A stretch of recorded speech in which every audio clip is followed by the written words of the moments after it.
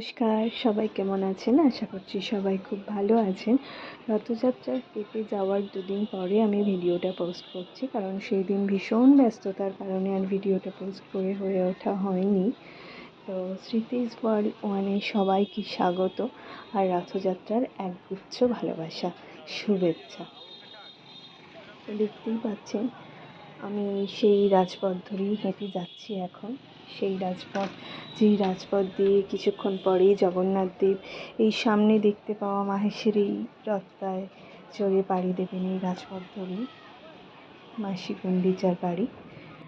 যথেষ্ট ভিড় সকালে ছিল, এখনও যথেষ্ট ভিড় আছে, তবুও সকালের চেয়ে অনেকটাই হালকা আছে এখন ভিড়টা। এই যে চারিদিকে কাঠের জগন্নাথ মেলা টুকটাক বসেছে, এই হলো সেই মন্দির। আর এখানে সেই যেই সব মানুষরা জগন্নাথ দেবকে নিয়ে রথে আরোহণ করাবেন, সেই সব মানুষরা প্রস্তুতি নিচ্ছেন জগন্নাথকে নামানোর এবং রথে তোলার। আর এইসব কাঠের জিনিসপত্র, জগন্নাথ, বলরাম, সুভদ্রা টুকটাক জিনিস মেলাতে বসেছে।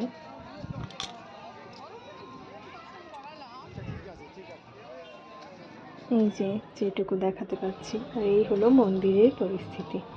অজস্র ভক্তের ভিড়, আর ওইদিকে হয়েছে মঞ্চ, যেখানে ওড়িশি নৃত্য চলছে। অসম্ভব ভিড়, আর আকাশে মেঘের আনাগোনা, খুবই মেঘ করেছে। আর এই হলো সেই আমাদের প্রাণনাথ জগন্নাথ, জগতের নাথ, যার টানে আজকে এত ভক্ত দূর দূরান্ত থেকে এসে ভিড় করেছে জগন্নাথ দেবের একবার দর্শন বা তাকে একবার ছুঁতে পাওয়ার জন্য। দূর দূরান্ত থেকে মানুষ ছুটে এসেছে তার ভক্তির টানে। খুব অপূর্ব লাগছে আজকে জগন্নাথ, বলরাম, সুভদ্রা সবাই সুসজ্জিত হয়ে আছে। একটুখানি পরেই তারা রথে আরোহণ করবেন এবং মাসি গুন্ডিচার বাড়ি পাড়ি দেবেন।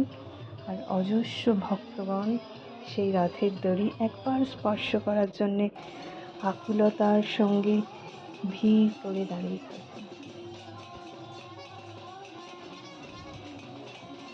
এই যে এবার জগন্নাথ দেবকে আসলে নামানো হবে, সেই জন্য সব তুলসী বা আলাদা যা সব মালা ফুল এইসব ছিল সেই সব খুলে দেওয়া হচ্ছে।